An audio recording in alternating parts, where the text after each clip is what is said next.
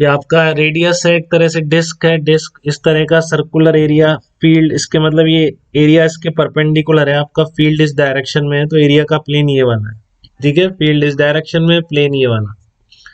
तो यहाँ से कितना फ्लक्स पास होगा, यूनिफॉर्म फील्ड है अभी, ई नॉट यूनिफॉर्म है, तो फ्लक्स कितना लिखेंगे आप, इस एरिया से पास होने वाला फ्लक्स कितना हो जाएगा, क्योंकि सब जगह ई वेक्टर सेम है तो इसलिए E vector dot A vector directly आप कर सकते हैं। तो E vector dot A vector, अब एरिया वेक्टर ये प्लस माइनस कुछ भी हो सकता है फ्लक्स, अब साइन के बारे में कोई कंफ्यूज नहीं करेगा आपको, क्योंकि आप साइन नहीं बता सकते हैं इसका क्या होगा, क्योंकि ओपन एरिया है। ठीक है, तो आप जीरो भी ले सकते हैं एंगल, पाई भी ले सकते हैं। तो कितना आएगा flux, E into pi r square. ठीक है, और आप इसको minus E into pi r square भी बोल देंगे तो कोई गलत नहीं है, प्लस माइनस हम डिसाइड नहीं कर सकते अभी इसका, जब तक या तो हमें स्पेसिफाई कर दे एरिया वेक्टर इधर लो या इधर लो।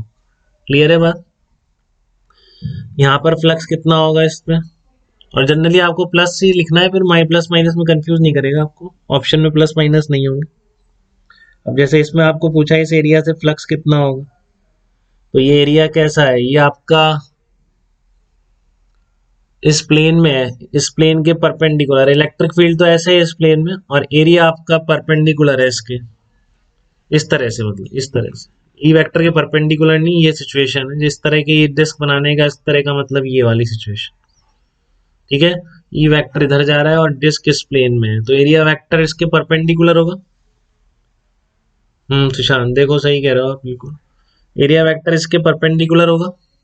ठीक है, तो एरिया वेक्टर और ई वेक्टर के बीच का एंगल कितना हो जाएगा इस केस में, ये आपका ए वेक्टर हो जाएगा, ये आपका ई वेक्टर है, तो ई वेक्टर यहाँ से 37 बनाना था, तो 90 माइनस 37 एरिया वेक्टर के साथ बनाया, तो कितना हो जाएगा, ई ए कॉस 90 माइनस 37, ये सब क्या आना चाहिए बेटा समझ में, पहले पढ़ रखा हो नहीं पढ़ रखा हो कोई मतलब नहीं, मैं सब कुछ शुरू से बताता हूँ। ठीक है, आपका एरिया इस तरह से, आपका फील्ड ऐसा था, एरिया ये डिस्क का प्लेन ऐसा था, तो आप देखो एरिया वेक्टर परपेंडिकुलर होगा, तो ई वेक्टर और ए वेक्टर के बीच एंगल 90 माइनस 37 हो जाएगा। यहाँ पे कितना आ गया, cos 90 माइनस 37 साइन 37, साइन 37 कितना होता है, 3/5 होता है, 3/5 into E into A, area को आप लिख सकते हैं अगर, तो E into pi r square लिख दो। आपको कोई फ्लक्स निकालने में दिक्कत तो नहीं है ऐसे ओरिएंटेशंस के साथ। इसमें बताइए, इसमें इलेक्ट्रिक फ्लक्स कितना पास हो रहा है इस सर्कल, हाँ तो चांद से कितना है अश्मति बताइए। हाँ जीरो, जीरो पास हो रहा है, क्योंकि ई वेक्टर आपका इधर है और एरिया वेक्टर ही है। इसका मीनिंग क्लियर होना चाहिए आपको, इस डायग्राम से दिखना चाहिए आपको। ठीक है ना, कोई बता हो सकता ना बताया आप, तो एक आर रेडियस की इसी प्लेन में है, उसी प्लेन में इलेक्ट्रिक फील्ड है, तो एरिया वेक्टर क्या होगा, 90 डिग्री पर होगा, तो फाई कितना आ गया आपका, E vector dot A vector, तो बन जाएगा ई ए कॉस 90 इक्वल टू कितना आ जाएगा, जीरो आ जाएगा। ठीक है, तो फ्लक्स कितना आ जाएगा इस एरिया वेक्टर से, जीरो आ जाएगा फ्लक्स, क्योंकि E vector is perpendicular to area vector. एक और बताइए, जैसे मान लो ये स्क्वायर है आपका, ये आपका स्क्वायर है, ए साइड का स्क्वायर है।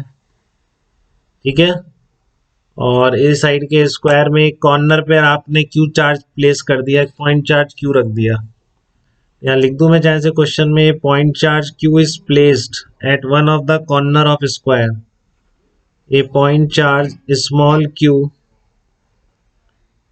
is placed at one of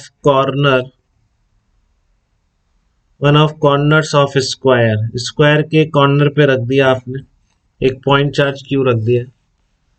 ठीक है, तो आपको फ्लक्स बताना है, find out flux through the square, find out flux through square कितना होगा, स्क्वायर के थ्रू फ्लक्स कितना पास हो अगर कॉर्नर पर एक पॉइंट चार्ज क्यू रख दिया।